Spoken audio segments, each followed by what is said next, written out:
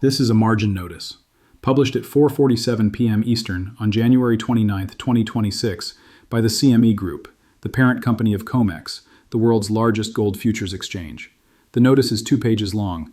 It uses technical language that most retail investors never read and wouldn't understand if they did.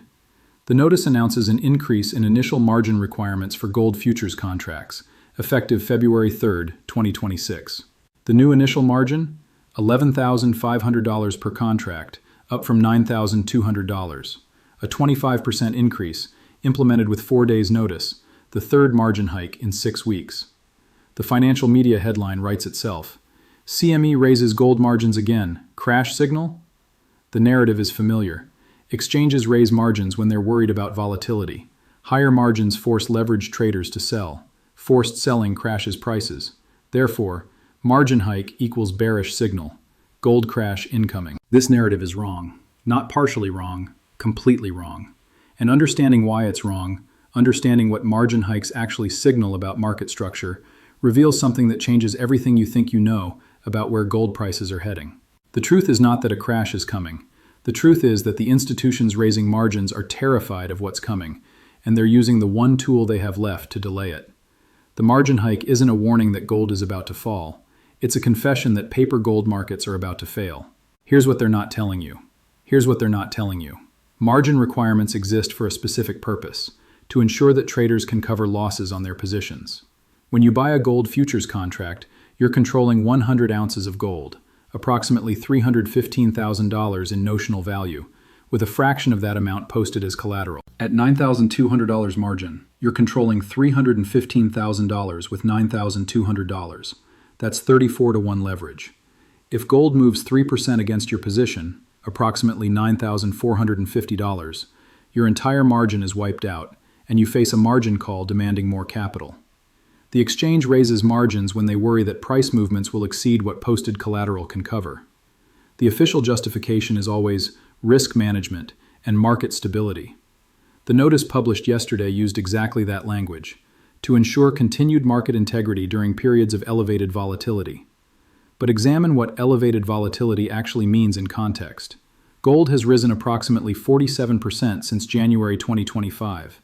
The move has been persistent, not chaotic, a grinding ascent rather than a speculative spike. Daily volatility metrics remain within historical norms. The VIX equivalent for gold, the GVZ index, shows nothing unusual. The margin hike isn't responding to volatility that exists. It's anticipating volatility that the exchange expects, volatility so severe that current margin levels might prove insufficient. What does CME see coming that justifies a 25% margin increase when measured volatility doesn't support it? The answer lies not in gold's price, but in gold's delivery mechanism. The February COMEX expiration, occurring this week, has 287,000 contracts standing for physical delivery against 11.2 million ounces of registered inventory. The ratio of delivery demand to available supply is the highest in COMEX history. If delivery fails visibly, if contracts standing for gold don't receive gold, the price response won't be a 3% move. It will be a gap higher so violent that $9,200 margin might not cover the losses for traders who are short. The margin hike protects the exchange from short sellers who might face unlimited losses. It does not protect long holders who benefit from rising prices. The asymmetry reveals whose positions the exchange is worried about. At 6:15 p.m. Eastern, 90 minutes after the margin notice, CME issued a supplementary notice that received far less attention. The supplement announced enhanced position limit monitoring for commercial participants with concentrated short exposure exceeding 5,000 contracts. Position limit monitoring for concentrated shorts. The exchange is watching traders who hold large short positions, because those are the positions at risk if gold surges. The combination of margin hikes and short position monitoring is the exchange telling you, without telling you, that they expect gold to rise violently, and they're worried about the shorts blowing up. If CME expected gold to crash, they wouldn't raise margins on both longs and shorts symmetrically. They would leave margins unchanged and let the crash solve their risk management problem. The margin hike is protection against upside, not downside. This is where the lie becomes unsustainable. The margin hike equals crash narrative assumes that raising margins creates selling pressure that drives prices lower. This assumption was valid in earlier market structures, when most gold futures traders were leveraged speculators who would sell rather than meet margin calls. but the composition of gold futures positions has changed dramatically. The traders standing for February delivery aren't leveraged speculators who panic at margin calls. They're institutions that want physical gold and view COMEX as a sourcing mechanism. When you raise margins on someone who needs physical metal, they don't sell. They pay the margin. They want the gold more than they want the cash. The margin hike doesn't create selling pressure from these participants. It merely increases the cost of maintaining positions they intend to hold regardless. The selling pressure from margin hikes comes from leveraged speculators, traders who control positions larger than their capital base can support when margins increase. These traders exist on both sides of the market. Some are leveraged long, some are leveraged short. The question is, which side has more leveraged speculation that will be forced to close? COMEX commitment of traders data answers definitively. As of the most recent report, managed money, hedge funds and speculative accounts holds 312,000 contracts net long.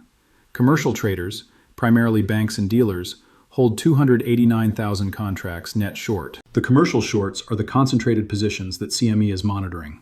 The commercial shorts are the positions that face unlimited loss if gold surges through delivery failure. The commercial shorts are what the margin hike is actually designed to address. When you raise margins by 25%, the leveraged longs must post additional capital or reduce positions. But the commercial shorts must also post additional capital, and their positions are larger, their leverage is higher, and their losses accelerate if gold rises rather than falls. The margin hike creates pressure on both sides, but the side with concentrated risk, the side the exchange is specifically monitoring, is the short side.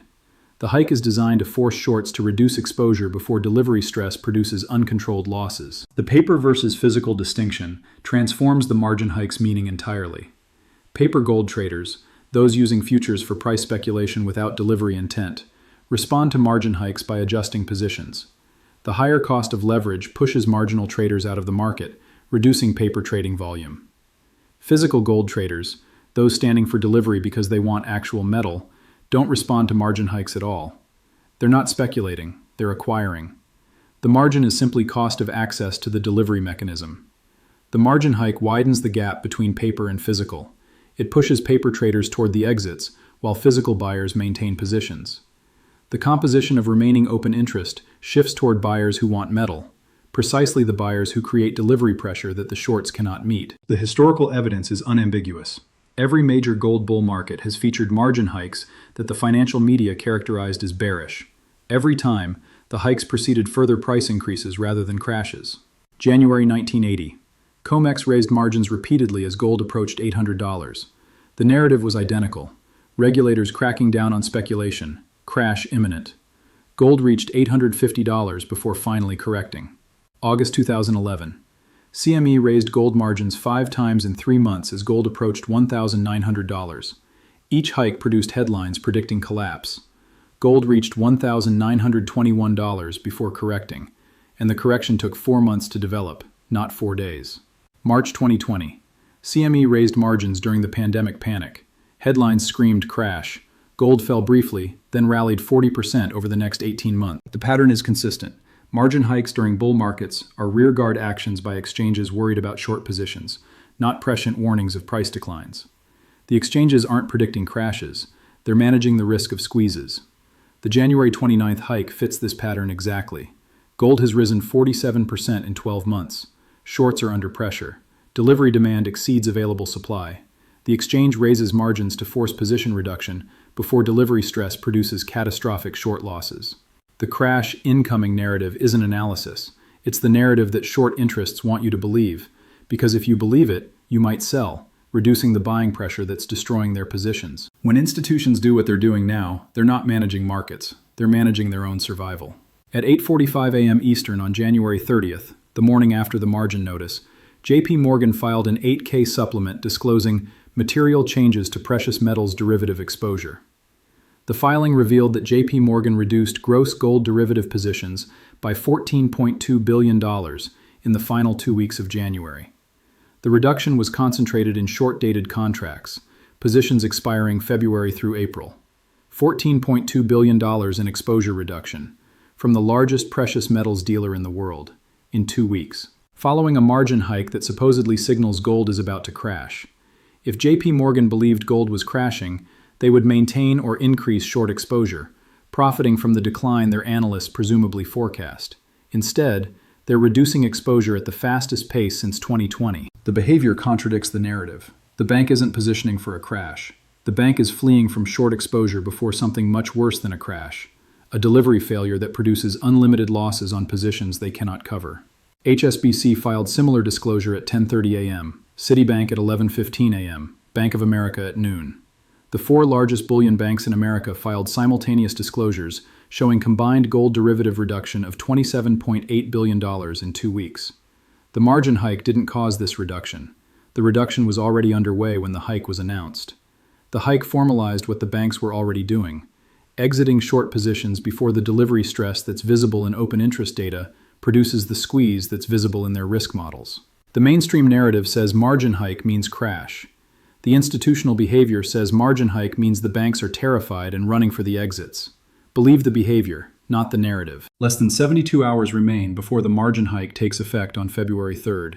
Between now and then, every trader must decide: post additional margin to maintain positions or close positions to avoid the margin call.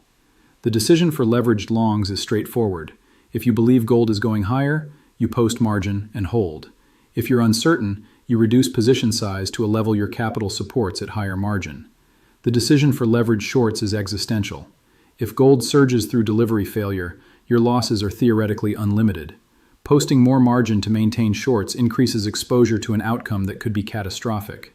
The rational response is to cover, to close shorts and eliminate the risk. The countdown to February 3rd is a countdown to forced decision. Every trader with insufficient capital to meet the new margin must act. The actions create price pressure, but the direction of that pressure depends on who has more positions they can't support. The data says shorts are more vulnerable. The data says commercial short concentration exceeds long concentration. The data says the banks are already fleeing. The margin hike accelerates what's already happening. The physical gold market is telling you the same story through different data. Since January 15th, physical gold premiums over paper prices have widened from 18% to 31%. The widening accelerated after the margin hike announcement, not because physical gold became scarcer, it was already scarce, but because paper gold became less credible. Each margin hike reinforces the message. Paper gold requires institutional support to function. Higher margins mean higher costs. Higher costs mean more friction. More friction means paper gold becomes less attractive relative to physical gold. The premium is the market's judgment on which gold is real. The premium widening after the margin hike means the market judges paper gold as less real, not more safe. While Western exchanges raise margins, Eastern exchanges offer different terms. The Shanghai Gold Exchange, the world's largest physical gold market, has not raised margins in 2026. The Shanghai Futures Exchange maintains gold margins at levels 40% below COMEX equivalents. The differential creates arbitrage incentive. Traders who want gold exposure can access it more cheaply in Shanghai than in New York. Capital that might have flowed to COMEX flows to SGE instead. The Western exchanges' attempt to reduce risk drives business to Eastern exchanges. The geographic shift that has characterized gold markets for years accelerates with each Western margin hike. The metal moves east, the paper stays west. The divergence widens. China's policy response to Western margin increases has been consistent. Maintain stable, competitive terms that attract international participation. Each time COMEX raises barriers, China lowers them relatively. Each time Western paper markets become more expensive, Eastern physical markets become more attractive. The BRICS gold settlement mechanism, scheduled for pilot testing in Q2, will reference Shanghai prices, not COMEX prices. The mechanism being built to bypass Western financial infrastructure incorporates exchanges that don't panic hike margins when delivery stress develops. This is what a system looks like when it runs out of time. The CME margin hike is not confident policy from a stable institution. It's desperate policy from an exchange watching delivery demand approach levels its settlement system cannot handle. The trap has no exit for the shorts who built positions assuming paper gold markets would always function. Those shorts now face margin calls on positions that lose money if gold rises, and gold rises when shorts cover, which is what the margin hike forces them to do. The covering creates buying pressure.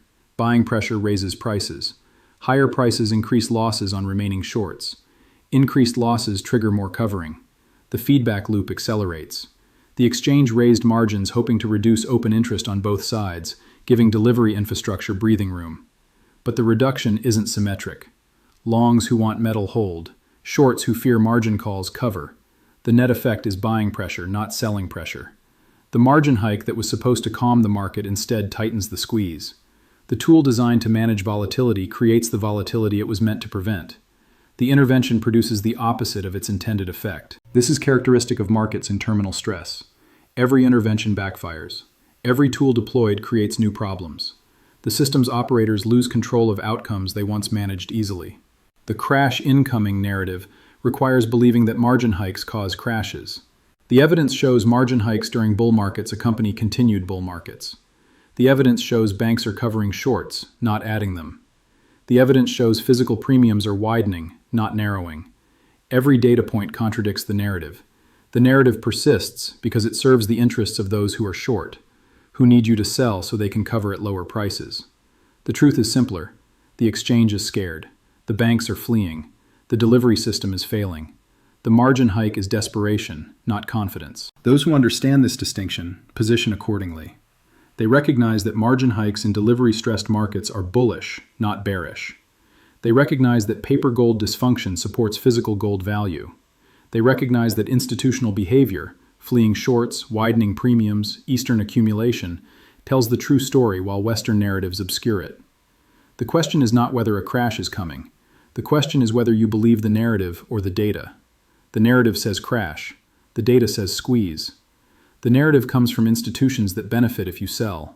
The data comes from markets that don't lie about their composition. The margin hike is real. The interpretation is choice. The institutions have made their choice. They're covering, not adding. Their choice tells you what they actually believe, regardless of what headlines say. Reality asserts itself through price action that eventually reveals who was right. The margin hike takes effect February 3rd. The delivery window extends through February. The squeeze, if it develops, unfolds over days and weeks, not hours. The crash narrative will persist because it serves powerful interests. The data will persist because data doesn't have interests. It simply measures what's happening. What's happening is a market where delivery demand exceeds supply, where shorts are covering desperately, where physical premiums widen daily, where the exchange is raising barriers because they fear what happens when barriers fail. None of this suggests crash. All of this suggests the opposite. A market coiling tighter, building pressure, approaching a release that margin hikes delay but cannot prevent. The truth about the margin hike is that it's not a crash signal. It's a surrender signal. The exchange is admitting it cannot manage the delivery stress through normal operations. It's using the one tool it has, making paper gold more expensive, because it has no tool for making physical gold more available. The admission is valuable information. It tells you where the stress is concentrated. It tells you which positions are vulnerable. It tells you what the institutions fear. They fear a squeeze. They fear delivery failure. They fear unlimited losses on concentrated short positions. They don't fear a crash. A crash would solve their problems. A crash would let shorts cover at lower prices. A crash would relieve delivery pressure as longs sell positions. The margin hike is designed to prevent what would help shorts and create what would hurt them. The hike is bearish for shorts and neutral to bullish for longs. The hike is the opposite of what the narrative claims. The truth is available to anyone willing to examine the data. The truth contradicts what you'll read in financial media. The truth reveals that gold crash incoming is wish fulfillment for trapped shorts, not analysis of market structure. Believe the data. Believe the behavior. Believe the premiums. The margin hike happened. The truth about what it means is the opposite of what they're telling you. The squeeze isn't canceled. The squeeze is confirmed by the desperation of those who see it coming and cannot escape.